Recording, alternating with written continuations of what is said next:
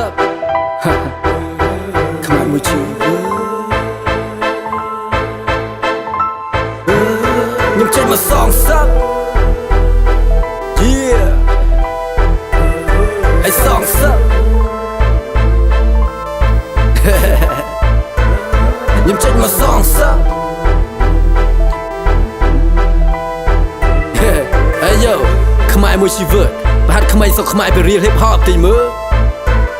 គេថាខ្មែរល្ងឹតល្ងងខ្លោបខ្លាញមិនឲ្យតម្លៃឯគួរតែបិទប្របីមិនបានការនោមតែចង្រៃទស្សនៈនៃជនកំសាកនាំមកនៅពីវិនិច្ឆ័យមើលលើនៅទ្រព្យសម្បត្តិដែលកណនីអំពីកំរៃខ្ញុំចេញមកសងសឹកគីបាយទៅវ័យ I rip the mic ដូចធ្វើបដិវត្តចេញពីសម័យឲ្យបងប្រឡ័យមានកំហឹងជាធម្មពលដូចកន្ត្រាក់សរសៃចាក់ធូលិតយីសុក snow that I got the heart to fight ឯខ្ញុំមិនសំចៃដែលខ្ញុំប្រឡ័យគ្រប់វគ្គខ្ញុំប្រើពាក្យនៅក្រៀមភាសាដើម្បីបណ្ដុះនៅឆន្ទៈហាក់បីដូចរងើកភ្លើងដែលចេញពីមាត់ដែលខ្ញុំខ្ជិះដល់ទស្សនិកជនមិនចាប់បាច់អីមកបញ្ជាព្រោះគេដឹងថាសមត្ថភាពផងខ្ញុំម្នាក់មានអវជីវៈដ៏តូចទៅវាយជាមួយនឹងជាដែលមិនអាចនឹងពឹងពាក់លងីលងើកំរិតរះធ្វើស្អីទៅតាមកញ្ញាវាពិតជាគួរឲ្យស៊ីប្រកាសអ្នកឯងមើលភ្នែកខ្ញុំឲ្យច្បាស់មុននឹងចង់សារឬក៏មុនចង់ប៉ាខ្ញុំចេញមកសងបែបយ៉ាងខ្ញុំបង្កើតនៅចិត្តហ៊ាន I never give a no fuck វាយក៏ទៅជាវិជ្ជមា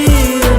អ្នកឯងមើលភ្នែកខ្ញុំឲ្យច្បាស់មុននឹងចង់សារឬក៏មុនចង់ប៉ាខ្ញុំបែបយ៉ាងខ្ញុំបង្កើតនៅចិត្តហ៊ាន I never give a no fuck វាយក៏ទៅជាវិជ្ជមានរឿងខ្លះធ្វើពួកខ្ញុំនេះតូមិនណេញជួនកាលមិនចង់ខ្វល់ព្រោះពិតវាមិនចំណេញប៉ុន្តែជារកស៊ីនមិនដាល់ឲ្យខ្ញុំនេះចេះតែទើបភ្នែកជាពិតជានៅមិនសុខបើសិនមិនយកមកជជែកដោយវិស័យសិល្បៈនៅស្រុកខ្មែរអញ្ចឹងពេលខ្ញុំចាក់បទខ្មែរតែងតែធ្វើវយខឹងមិនផលិតកម្មទាំងនេះក៏ពីជំរៀងពីសាគេវាពិតជាចោលមកសៀតនងក្តីអាម៉ាស់ដល់គ្រប់គ្នាហើយចេះសរសេរទំនុកចេះនិពន្ធឬតាក់តែងចូលបង្កើតគំនិតថ្មីច្នៃប្រឌិតដោយខ្លួនឯងឬបំណងចូលសិល្បៈគ្រាន់តែចង់អំពាវនាវលោកក្តិតដល់ឯកឧត្តមនឹងលក់ក្តោដល់លោកជំទាវដើម្បីតែលុយធ្វើវាយបុគ្គលនៃលោកឧត្តមកតិមកពីលុយធ្វើវាយបុគ្គលនេះខ្លាចជាឡោះសតិនេះមនោគមវិជ្ជាគេចង់ធ្វើឲ្យយើងល្ងងបងវេនៃស្មារតីឲ្យខួរក្បាលនៃធូររលំខ្ញុំនិយាយការពិតដោយពួកទាំងនេះវាដឹងនេះប្រហែលកំពុងតែស្ដាប់ហើយក៏កំពុងតែខឹងចង់ឯកភាពឬក៏មិននៅខ្ញុំមិនខ្វល់អាចក្តោໄວអញតែកំភ្លៀងពួកអត់ប្រយោជន៍ដែលលួក្បាលចង់ល្បីយូផអ្នកឯងមើលភ្នែកខ្ញុំឲ្យច្បាស់មុននឹងចង់សារឬក៏មុនចង់ប៉ាំងគ្រប់បែបយ៉ាងខ្ញុំបង្កើតនៅចិត្តហ៊ាន I never give a no fuck វាយក៏ទៅជាវិជ្ជមានអ្នកឯងមើលភ្នែកខ្ញុំឲ្យច្បាស់មុននឹងចង់សារឬក៏មុនចង់ប៉ាំងគ្រប់បែបយ៉ាងខ្ញុំបង្កើតនៅចិត្តហ៊ាន I never give a no fuck វាយក៏ទៅជាវិជ្ជមា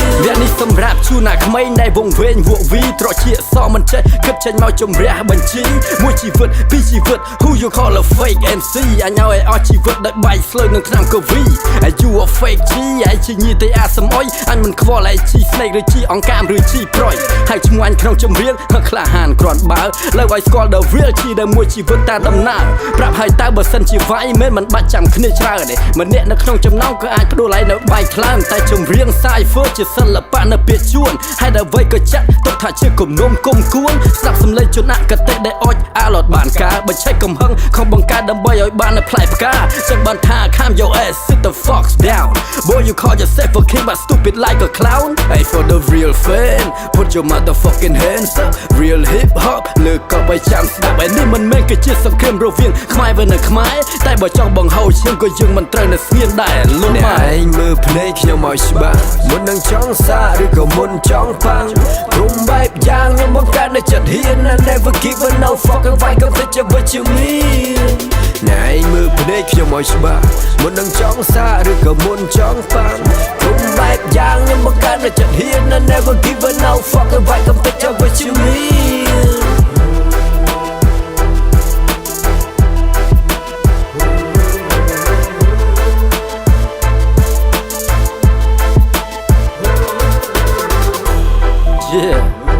ត្រូវចាំថា real hip hop គឺជាសិល្បៈមួយប្រភេទដែលបរិយាយអំពីស្ថានភាពជាក់ស្ដែងដូច្នេះហើយនៅពេលដែលអ្នកស្ដាប់វាតម្រូវឲ្យអ្នកបើកចិត្តឲ្យទូលាយនៅវិភាគទៅលើប៉ារ៉ូលនីមួយៗមុននឹងអ្នកវិនិច្ឆ័យនៅលើវាតបាតកិច្ចជាមួយនឹងបុគ្គលណាម្នាក់